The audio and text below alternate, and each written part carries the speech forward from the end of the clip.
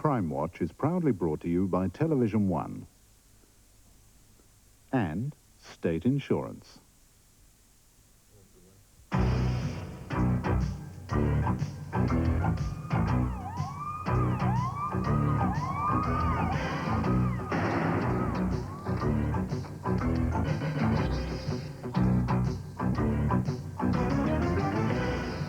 Tonight, name the young men who rampaged across the North Island. Terence Hendry, missing for a year. Where is he? Welcome to Crime Watch, and another 35 cases being investigated by the police. That means 35 chances for you to help with information. And your information does produce results. There's a report on last month's success coming up. But first, an update on the one remaining murder inquiry. On Monday, the 21st of March, Susan Burdett left the Superstrike bowling alley in Manukau City at about 11 p.m. and drove straight home to Papatoetoe.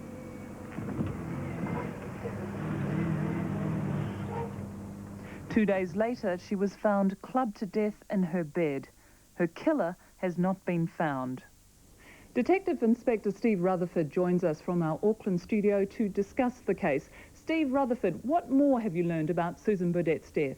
Okay, since the last program, Carol, we've had results back from forensic experts at the DSIR in Auckland and from the Auckland Pathology Department. And we now know that Susan was sexually violated at the same time that she was clubbed to death. Now, you've been studying those bloodstains on the bed that Susan was found. Now, can you tell us what have they revealed? Right, we've got a distinctive pattern on her duvet cover, which has got a pattern which is blood-stained. We've made inquiries throughout Australasia with clothing manufacturers and taken them to the DSIR in Auckland, where experts have examined the pattern, and it appears that a denim-type material is the most likely fabric responsible. Therefore, because of the amount of blood on the duvet, there's a lot of blood on the offender, on his clothing in particular, as he's crawled around on top of the duvet cover. So how can viewers help with that clothing? Right, in relation to the clothing, it's either been discarded, more likely washed, or sent to a dry cleaners. It could well be that the person has given someone an explanation which may now not ring true as to how the blood got on the clothing. Is there anything else you need information about, Steve? Yes, Susan's credit card, a MasterCard, in her name, Susan Gale Burdett, was last used 2 to 3 weeks prior to her death. That's outstanding, and we're anxious to find that item. I have staff waiting at the Otahuhu Police Station this evening on telephone 276-1919, and anyone with any information which could assist the staff bring this inquiry to a conclusion, I'd urge them to contact them this evening. Steve Rutherford, thank you. Police urgently need help with this case. As we now know, Susan Burdett was raped as well as murdered. Any assistance on this investigation could stop the offender from attacking again. The Crime Watch number 0800 654 654. Every month, more than 300 of you ring that number between 8:30 and 11:15, and every call is welcome, especially when they produce results like these. A call after our reconstruction of the attack on a Te Awamutu farmer helped police charge a man with aggravated robbery. 2 others have also been arrested. A man's been charged with the manslaughter of Shane Westrup. We reconstructed that case last November. The body found in Waipua Forest has now been identified as Gabriella Charles. There's no evidence of foul play. We also ran a reconstruction about an aggravated robbery in Kaitaia. 50 calls helped police inquiries and produced an arrest for a $12,000 burglary in Hamilton. Another unexpected result when a call about the burglary at Porotofau School led to some unrelated arrests, and one of the computers stolen from the school has been recovered. 4 names can be struck off the wanted list. Lydia Slavic gave herself up to Rotorua police. Brian Worthing changed his name by deed poll but couldn't escape the Crime Watch net. He was arrested by Christchurch police. Another man who tried two identities, Alan Adams, alias Urry, was picked up after our last program. And Brian Bolt, shown in March as wanted by Christchurch Police, was arrested in Tauranga. Calls last month helped Huntly Police establish the registration number of a Hillman Avenger, the owners being located. And the owner of the Holden Kingswood will soon have his car back. The fishermen in our reconstruction about explosions near the Waimakariri River got in touch, and after other good calls, Kaiapoi Police are on to the suspects and a Christchurch car stripping operation. The man who visited a service station on August the 9th has been identified. He may be a valuable witness. And an arrest was made in England after an unidentified body was found wrapped in plastic in Sydney. We need information about 4 armed robberies. At 3 o'clock last Friday afternoon, a man robbed the Auckland Savings Bank in Green Lane. He took a customer hostage, holding a knife to her throat, and demanded money. As staff loaded the cash into the man's black flannel satchel, they noticed his right hand, which seemed to be deformed. He's thought to be Maori, mid-20s to early 30s, tall and slim, and a goatee beard. 3 weeks ago, on the 29th of April, a man with a .303 rifle robbed the Westpac Bank in Manchester Street, Fielding. He was Caucasian in his early 20s, of average height and thin to medium build, with short hair. He spoke in an educated manner. He forced staff to load money into plastic bags. Then he was driven away in this Mazda RX-3, registration MS407, stolen from Massey University the day before, Tuesday the 28th of April. Where was it overnight? Did you see it on the 28th or 29th? After the robbery, it was abandoned at Mount Stewart, where another vehicle was waiting. Did anyone see that vehicle or where it went? And 2 weeks ago, at about 11:35 a.m. on Tuesday the 5th of May, a man armed with a gun robbed the Westpac Bank in Johnsonville near Wellington. After an initial change of cars, we believe that he and an associate left the area in this car, a Mitsubishi Mirage, with extensive primer patches. We think the offenders drove it down from Hastings the day before and then back to Hastings on Tuesday afternoon. And remember, that's the 5th of May. And we want to hear from anyone who saw it during this time. The fourth armed robbery took place on the 22nd of December. The offender left this bag with rangatahi on it after assaulting the owner of the Tiki Dairy in Upper Hutt. Please ring if you know anything about the bag.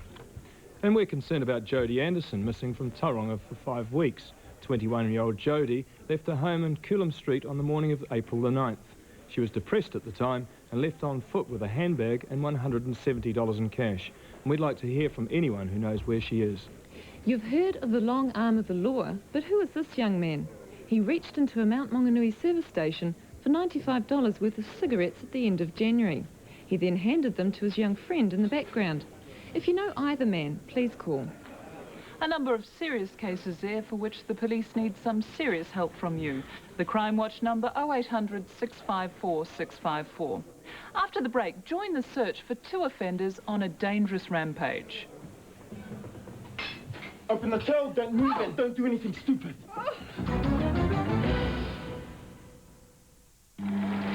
If you're over 55 and have survived the Great Flood of 1958,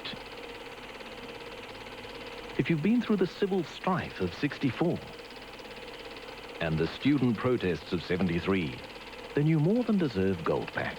It's a special insurance package from State that gives extra benefits but costs even less than the usual premiums. Because when you're over 55, expensive insurance is the last thing you need.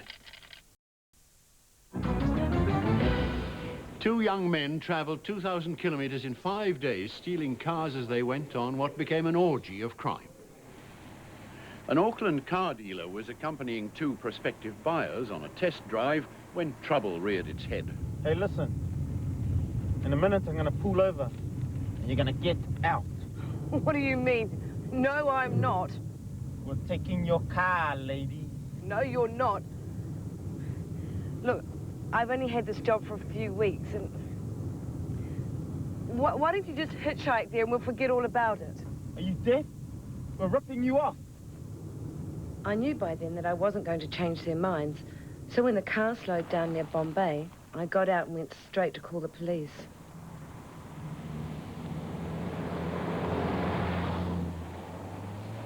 This was mid-afternoon on Saturday the 14th of December. The car thieves continued south on State Highway 1, at least as far as the service station at Mercer, where we know they bought $5 worth of petrol. Next sighting, near Pokeno, where the yellow Corolla turned up outside a country hotel at 6 p.m. A function was in full swing at the time, and some people noticed a strange man hanging about. Excuse me, sir. Is everything all right? Oh, yeah? Can I help with anything? No, I'm just waiting for a mate. Is he attending the function? Yeah, he's got a mate in there.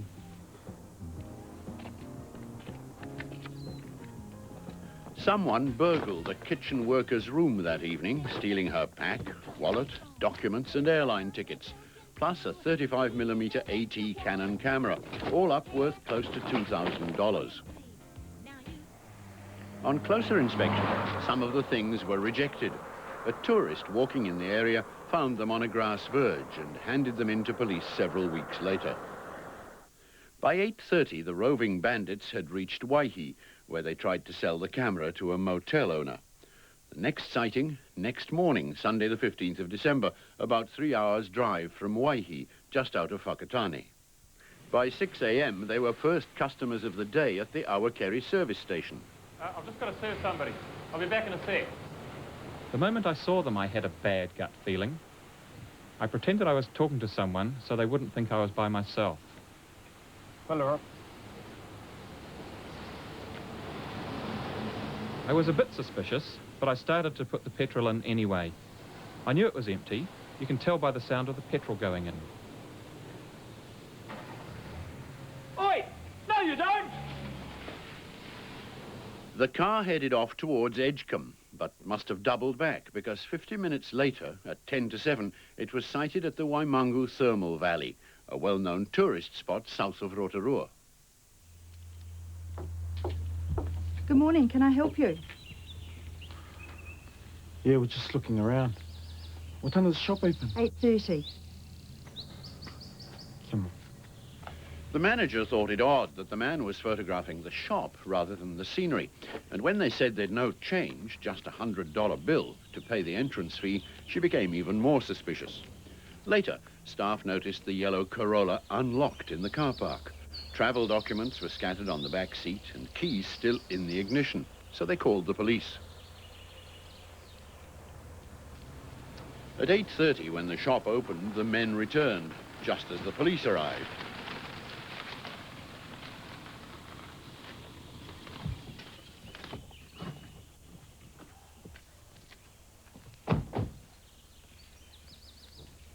Police recovered the stolen Corolla, and the two men didn't call at the shop. Instead, they laid low, at least until midday when they reached the Waiotapu Tavern, 4 kilometers away, after hitching a lift.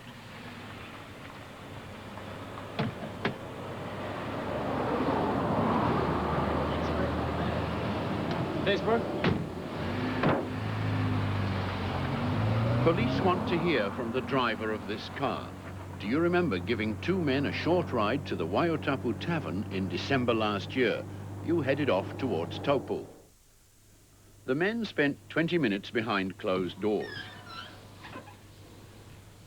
When they left behind these white gumboots, another piece of the puzzle. From the hotel, it's only a 10-minute walk to the Waiotapu Thermal Reserve. But 3.5 hours later, at 5 to 4, 2 German tourists were in for a rude surprise. Come on, get out! Now! Give me the keys, come on! Please, let us keep our personal things. Get out!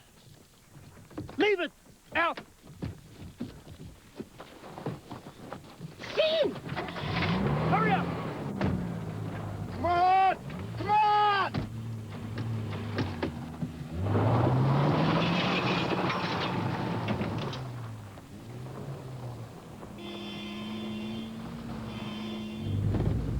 Two Swedish tourists, witnessing the robbery and fearing the worst, tried to flee the scene, but unintentionally hampered the thieves' getaway.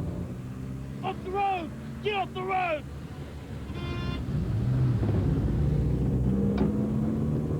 In connection with this robbery, police want to trace a German passport in the name of Petra Guntner, traveller's checks in her name, a green igloo tent, and 2 baggage straps marked Sportbeck Fürstenfeldbruck.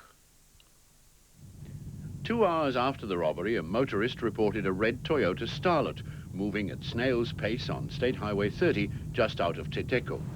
It was very dusty, which suggests it may have travelled through the Kaingaroa forest. There was a 3rd man in the car. Who was he? An associate or maybe a hitchhiker? We don't know where the men spent that night, but they made their next appearance at a backpacker hostel in Ohope on Monday morning, and again at 7:30 that evening. Hi, can we stay the night? Sure, no problem. But we got no money. Well, no, it's only cash up front here. What if I leave this camera and pick the cash up tomorrow? Sorry, it's still no. The men ditched the red Starlet down a bank in Ohope and stole a brown Toyota Corona in its place. After that, nothing was heard of them for 2 days, but in that time they travelled 500 kilometres to reach Hukeranui, north of Whangarei, where they surfaced outside the tavern at 10 a.m. on Wednesday the 18th of December. On this occasion, the men simply cased the place and left, only to return at about 10:20 with a familiar request. Can we use your toilet? Through there.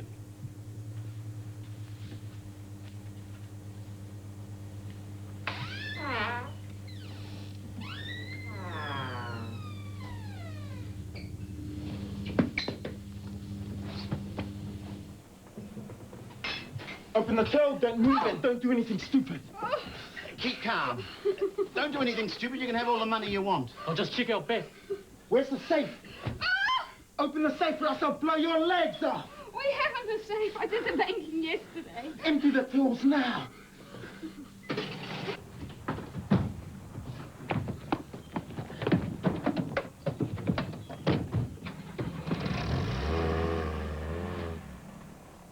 Their helter-skelter getaway took them north to Towai, inland over country roads, through Matawaya, where they ran another car off the road, and towards Kaikoui. The car was found abandoned at Motatau. Do they live in the area? One further sighting needs to be clarified. It's of a man carrying a blue backpack and a bottle walking along the road at Motatau towards Kaikoui shortly after the robbery. We'd like to know who that was. Of the 2 men, the one who did the talking has been more clearly described. He's Maori, in his mid-20s, tall and solidly built. He used the alias John Horn, did the driving and seemed familiar with the Bay of Plenty, Northland and even Kaingaroa forest areas. The other man, who used the name Robert, was quieter but no less threatening when armed. He too was Maori, in his mid-20s, but of a much trimmer build than his companion. Margaret Blackshaw from Rotorua Police is looking after that case. If you know anything about those men, you know what to do next. Ring and talk to her. A challenge now for your powers of observation. Can you name the people in our security camera pictures? When a Mount Eden house was stripped, a burglar also took some checkbooks. One of the checks was used the same day to obtain $800 in cash. Who is this man? Picture A, seen at an Auckland bank. Someone stole a credit card from a young tourist and used it to get $4,000 cash from her account. This man was seen in a bank in Queenstown. Who is he? He's photo B.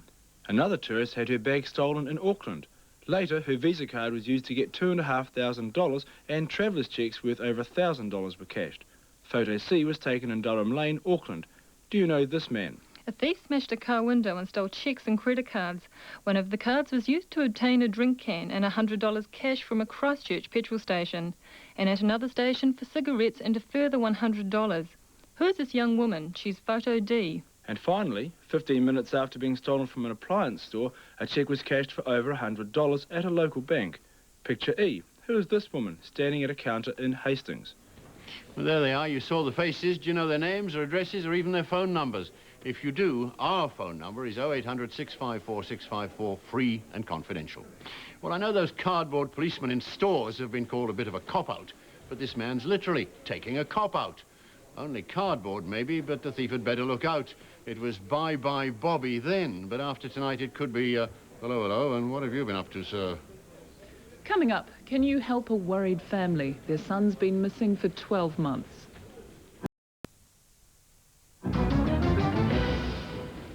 One thing you're very good at is finding people. Sometimes a Crime Watch call will reassure a mother or a father. Other calls can lead the police to people on the run.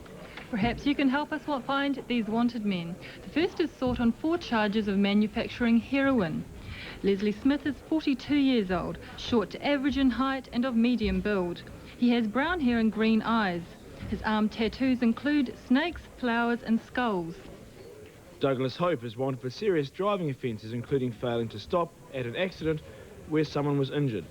Hope is 20 years old and quite short, of medium build with blonde hair and blue eyes. He's heavily tattooed on both arms. Nauru Tohu didn't appear in Tauranga to answer 52 charges of false pretense. Tohu, who also uses the first names Nick and Charles, is 50 years old, tall and of medium build with silvery grey hair. He travels extensively in the North Island. After failing to appear in Tokoroa and Putaroru on charges of aggravated assault and theft, Roger Hapi is our 4th wanted person this evening. Hapi is 24 years old, he's tall, 186 centimetres, and of medium build. His last address was in Matamata. After he failed to appear in the Auckland High Court, we want to find Mark Young to answer charges of robbery and fraud.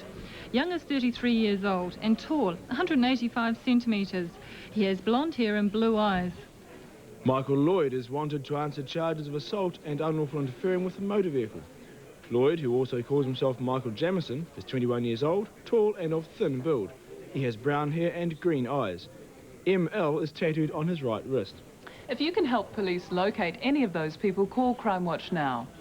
Imagine the torment if someone in your family ducked out on an errand one afternoon and never came back. Because it's ongoing. It isn't just one day. It's 24 hours a day. There'll be someone out there that knows the answer to where Terence is, or where his car is, or where pieces of his car are. Almost a year ago, Terence Hendry disappeared. Neither he nor his car have been seen since. It was a day like today. The weather was like today. Just the same. June the 20th, 1991. Terence was born in Christchurch and spent most of his 32 years living with his parents here in Tabart Street, Woolston. Terence was a very secretive person, really, and you could call it private, but he was very, very generous.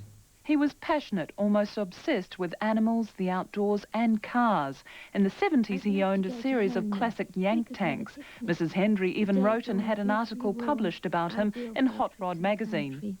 The car was cleaned and waxed for the occasion. It looked beautiful. My son opened the door for me. I sidled onto the sheepskin rug and arranged myself to the best advantage. The door was closed. No banging and clanging this one. In the 80s, four-wheeled animals were usurped by the four-legged variety in his affections. He liked all animals, really, but dogs were his preference, and he wanted a bulldog. We can't have a bulldog here because we've nowhere to keep it. So he bought a China bulldog, a porcelain bulldog. Throughout his 20s, Terry worked for railways as a freight operator, examining and marking off incoming and outgoing goods.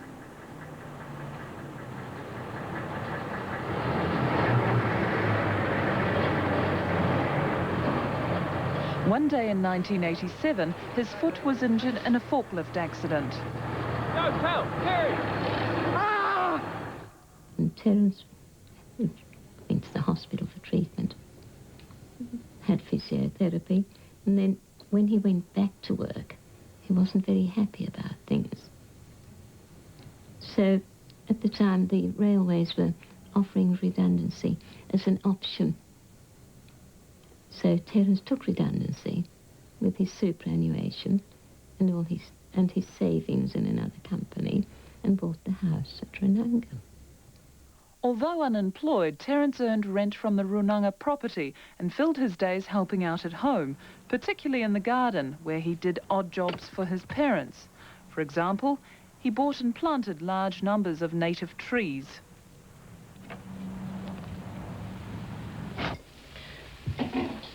Two days before he disappeared last year, Terry seemed to be in good spirits. He visited some friends and cooked them a superb Chinese meal. I'll loosen that for you. Gonna go down to Waimate in a couple of days. This time of year. What for? Have a look around. Might be good. Do you want to come? Oh, it's a bit cold, Terry. Don't let that put you off. Did Terry go bush? Conditions were extreme last winter and many roads out of Christchurch were closed. 2 days later, he was at home and not feeling well. It was June the 20th, the last day Mrs. Hendry saw her son. He said to his father at just before 4:30, will you lend me $10 for petrol? Well, he put the $10 on the sideboard in the kitchen, and I said to him, don't be long because your dinner's ready. He said, I shan't be long. I don't mind it cold anyway. But he said it would only be 10 minutes. And didn't see him since. Family and friends made, and still make, extensive searches for Terence and his car. One 80-year-old woman cycled all over South Christchurch looking, and even arranged an appeal for help to be made to rugby fans at Lancaster Park. Although a couple of unverified sightings have been reported, what happened to Terence Hendry and where he is now remains a complete mystery. Terry was 32, short and strongly built. When he left, he was wearing his blue Railways Swan Dry, black track pants and shoes handmade by the last footwear company with a date handwritten on the tongue. Impossible to ignore was the tattoo covering his whole back and torso. And Terry's car vanished too. It was a 1975 Datsun 120Y, originally limey yellow but hand-painted burnt orange by Terence. It had no front passenger seat but had new tyres and engine and was registered HS359. Constable Stephen Mark Smith is here from Christchurch to take any calls about Terence Hendry. Remember, your call could be very important to the family. If you were around in the late 60s, you may recall drugs like LSD. Well, I thought we'd left all that behind us, but it seems there are still gullible people around and rich pickings for criminals. More after this break. Welcome back to Crime Watch Live. Have a look at this. There's an offence going on somewhere and we'd like to help, but there's no point asking you to identify the person. All we can do is remind people with security cameras that unless they look after their camera, renew the tape and clean the heads regularly, it can't do the job properly. Burglaries are very frustrating for everyone concerned. For us, it's a help if you photograph your valuables. Where's this tea set? It's part of a $20,000 burglary in New Plymouth in March. The thieves also took this set of pewter jugs. Pewter must be the name of the game at the moment because this pewter tankard was amongst a haul of goblets and silver trays taken from a house in Forest Hill, Auckland in April. Other recognisable items are made from Cody. A coffee table, tui, kiwi, kingfisher and a fantail, all missing from one nest. Someone broke into a van at Meremere, south of Auckland, and stole this rifle and jacket belonging to a national shooting representative. It's an Anschutz air rifle, along with its aluminium case and fitted with a Leopold telescopic sight. The unusual jacket carries the brand name, Marksman's House, Korea. Among general household items, a Queenstown burglar stole 3 chairs, each valued at $1,500. Have you seen them? Or any of these Royal Dalton Coronation Ontario plates? Perhaps the offender is using them himself. And 4 weeks ago, in fact while Crime Watch was on air, burglars struck an Auckland firm and stole 4 Ultra 386 SX slimline computers like this, and another, an Ultra Tower. Ultras have only been out for 18 months. The team's here till 11:15. Any information could be valuable. Don't hesitate, ring. Fighting illegal drug traffic is like cutting back convolvulus. Stop it here, and it'll find a way through there. Headlines like these show a dangerous drug from the 60s is back with us now. Lysergic acid diethylamide, or LSD as it's more commonly known, is an extremely powerful hallucinogenic. Like all illegal drugs, it has its share of horror stories, and the bad trip often goes very wrong indeed. They're such ugly birds. Kevin? Kevin! Oh, Kevin, what the hell are you doing? Calm down!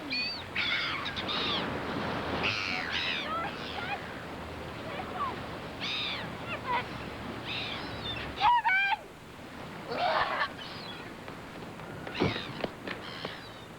To many of us, LSD is associated with the 50s and 60s. Is it coming back into fashion? Yeah, since the late 1980s, we've noticed a marked increase in LSD being imported in New Zealand and also being used in New Zealand. It seems to have come back into fashion, if you like. I suppose profit is one of the big factors. That's right. A single tab of LSD on the streets of Amsterdam might cost someone 50 cents. And when that's resold on the streets of Auckland or Wellington or Christchurch, it can go as high as $35. The most common form that we have in New Zealand is the tab or ticket form, which is like a small perforated stamp, and each dose has a little pattern stamped on it. It often takes the form of something which is in the media at the time, such as when the Batman films came out, we had Batman LSDs, we've had Garfield LSDs, and so on. LSD is one of the most potent drugs known to man. Dosages, measured in millionths of a gram, are no more than a pinprick, concealed in a tab, itself often smaller than a fingernail. Tabs can be recognized by their packaging. Because LSD can react through skin contact, they're often sealed between strips of sellotape, plastic or foil. Well, you can't win every game, can you? Gotta have an off day sometimes. That's right, yeah. 5 games in a row, I think, isn't it? Mm-hmm. Today. Draft, thanks.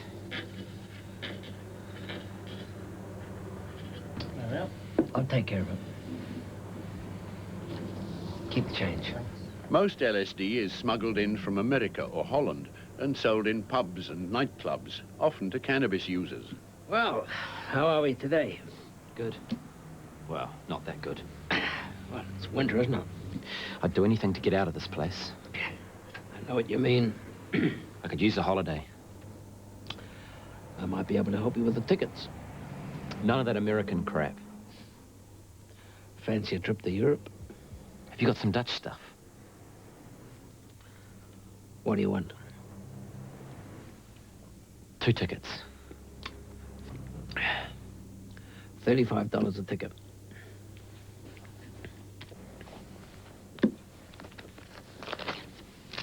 Aren't we loaded today?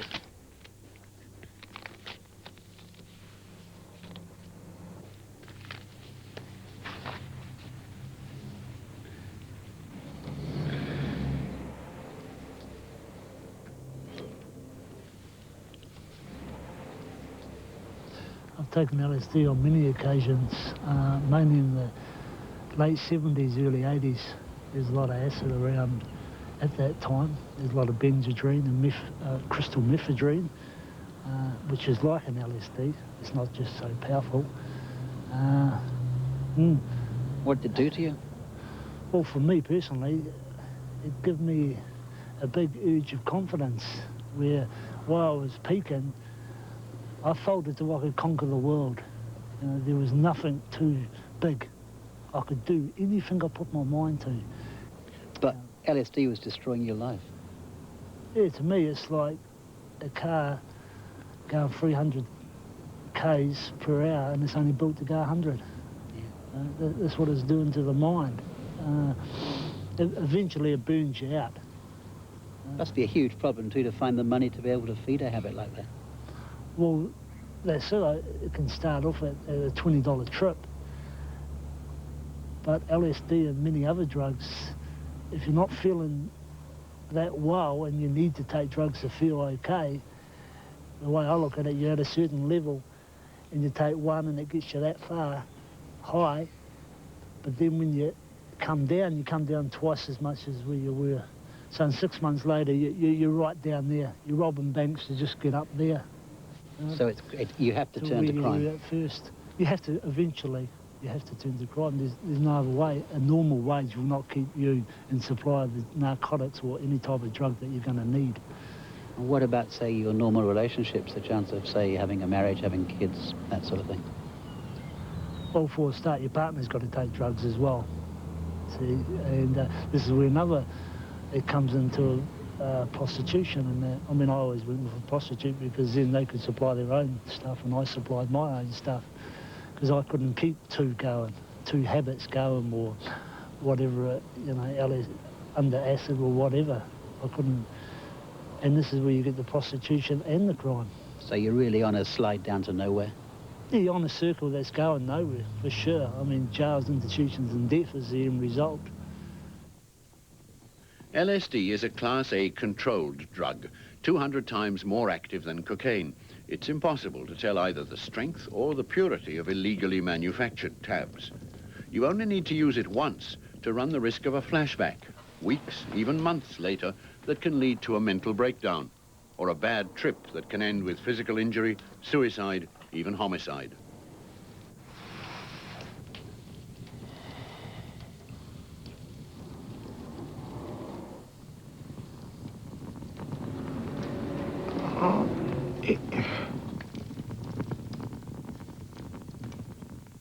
If you know anything about the importation or sale of LSD, ring Crime Watch tonight.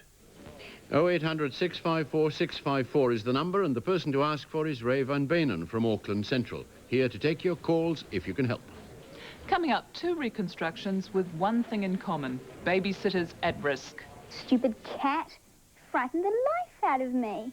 You did? Yes, you did. Sit.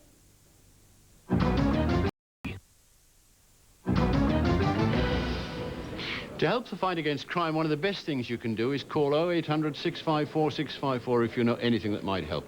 As we often mention, you can ring your local police station. Well, Hastings Police have taken that idea a stage further, and tonight they launched Operation Hotline. Rick Graham, what is Operation Hotline? Hotline is a first in New Zealand, and it's looking to reduce the incidence of dishonesty offending by having the community ring in on a hotline phone number.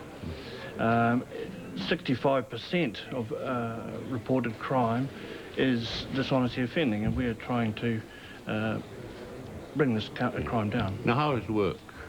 Well, to this end, the Telecom have given us a free phone number, which is 0800 80 2266, and anyone can ring on in that number. In conditions same as with Crime Watch, they ring complete confidentiality? Complete confidentiality. I believe if they're not keen about ringing, they can also write to you. Yes, we've had a free post number provided, which is free post Hastings 222. Good one. Now, you've got a message for Hawke's Bay viewers who might be looking in tonight? Yes, if any of your friends or yourself know anything about criminal activity in the Hawke's Bay, please utilise the free phone number 0800 80 2266 or the free post Hastings 222. Operation Hotline from Hastings Police. And Rick Graham's going to the phone now. He'll be there till 11:15 tonight.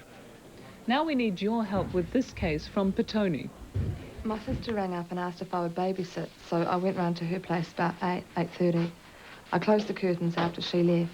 It was dark.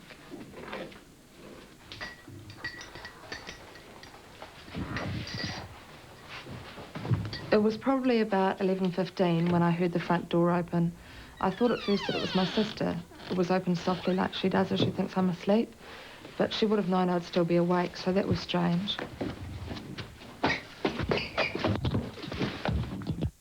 The offender pushed the young woman to the floor, hit her repeatedly, and sexually assaulted her.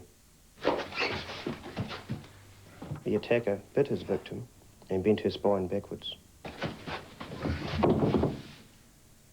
Every time the woman struggled, he would hit her about the head.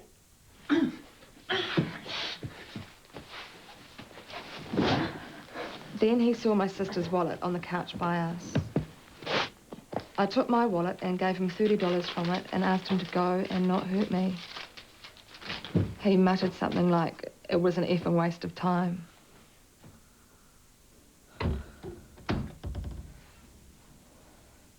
I went to my sister's little girl who'd been screaming the whole time. The offender is described as a male Maori, about 23 to 25 years of age. He's about 178 centimetres tall, with short, dark hair, with stubble on his face. His nose was thin at the bridge and wide at the base. It is believed that he had a gap in his front teeth. He wore a rugby league jersey with the letters RL on the chest, as possibly a Brisbane Bronco jersey. When he left, he took with him a black Zippo lighter with Harley Davidson written on it. The same night, clothes were stolen from washing lines behind the building.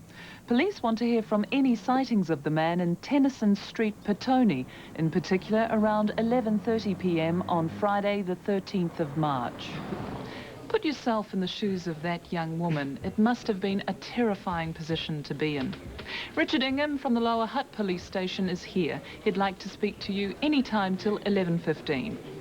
It's surprising the variety of things that thieves steal, and that we can return to you.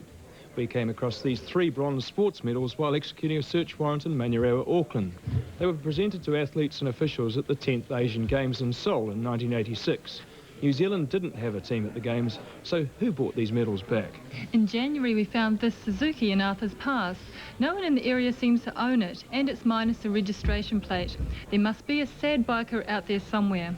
And a pair of unhappy divers who've been left high and dry. We've recently recovered $5,000 worth of diving gear from a burglar in Rotorua. The owner's name had been blacked out on the inside of the bag. A few weeks ago, someone found an expensive Olympus camera at the Kelston Shopping Centre in Auckland. We know the owner uses it on fishing trips and for victory gatherings back on shore. And has anyone, probably in Auckland, had this Persian rug pulled out from under their feet in the last couple of months? It's worth $3,000 and was made in South Iran in the 1950s. If you want to claim any of those things, get on the phone now. Can you help with this?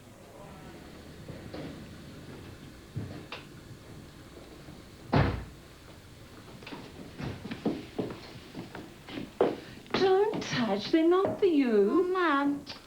Mind you clean your teeth. Oh, Julia, thanks for coming at such short notice. Oh, you sure you don't fine. mind? No, that's fine. The girls are asleep and Philip promises to be good, don't you, Philip? No, that's fine. You don't sound well. No, really, it's just a head cold. Maybe we shouldn't go. No, it's fine. I'll just watch TV. That's what I'll be doing at home anyway. And I want to finish this bodice. Oh, that's the Mari concert, isn't it? If I get it finished. We won't be late. Hey, there's a Coke in the fridge. We won't be late, okay? Bye. Bye. Bye. Be good, Philip. Do you want a biscuit? Thanks.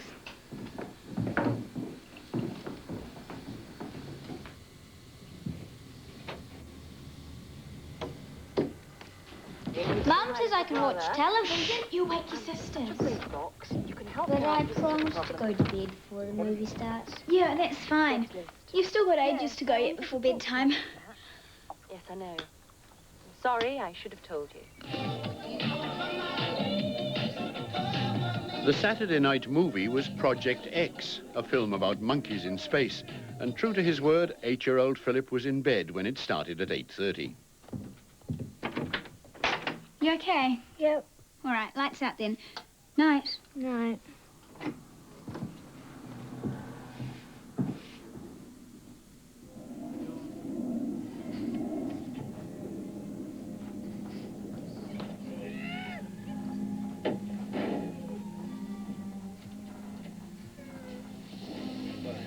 It was about 9:30 or 10 when I thought I saw something go past the window.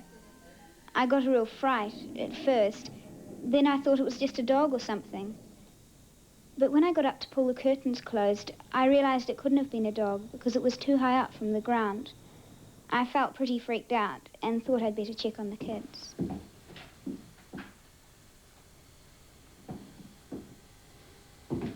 What was outside the window? Philip, you asleep? Stupid. Nothing to be frightened of. Does anyone remember seeing a man, who we'll describe later, hanging around the Ennismore Road area?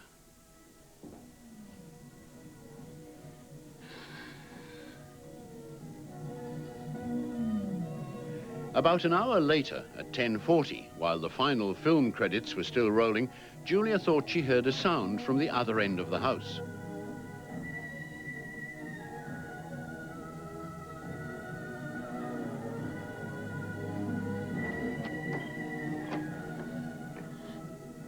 You okay?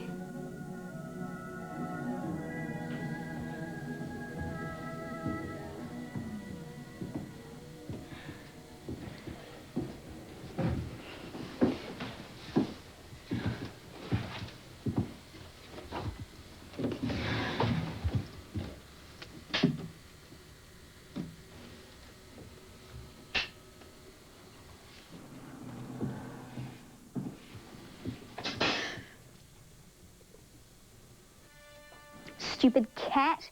Frightened the life out of me. You did? Yes, you did. Julia had only just sat down when she again heard a sound which she thought came from the kitchen. Once more, she steeled herself to investigate.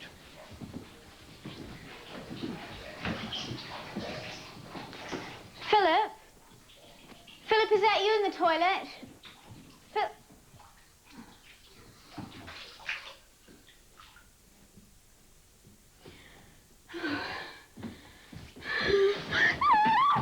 Shut up, or I'll grill you.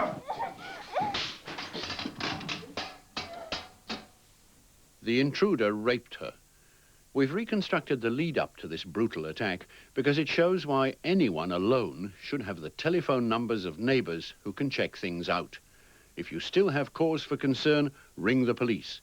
Don't hesitate. Do it. And finally, as a community, operate a neighbourhood watch system. Do you remember anything he said, Julia? He said he'd done it before. Do you remember the exact words that he used?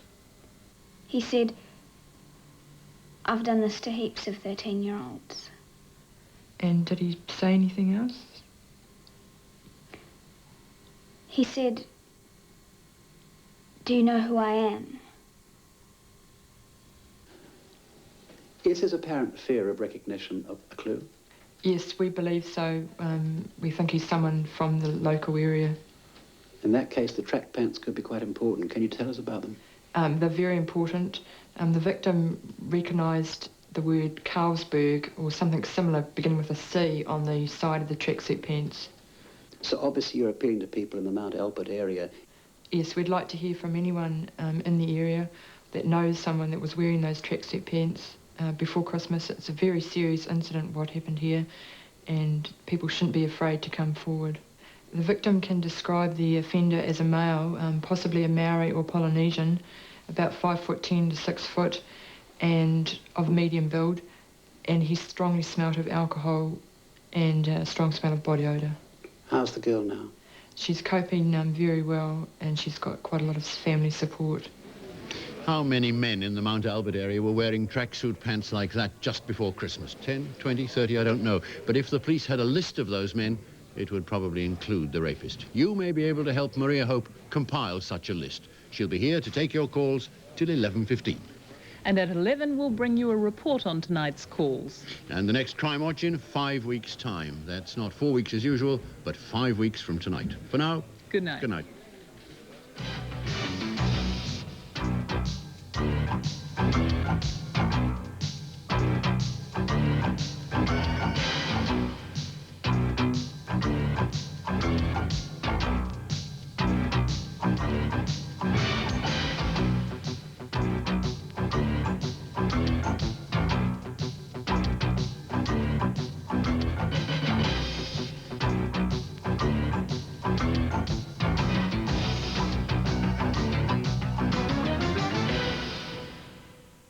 Crime Watch was proudly presented by Television One and State Insurance. An hour of Britain's best comedy is next. One Foot in the Grave battles elderly injustice and little surprises turn stale in French Fields on One.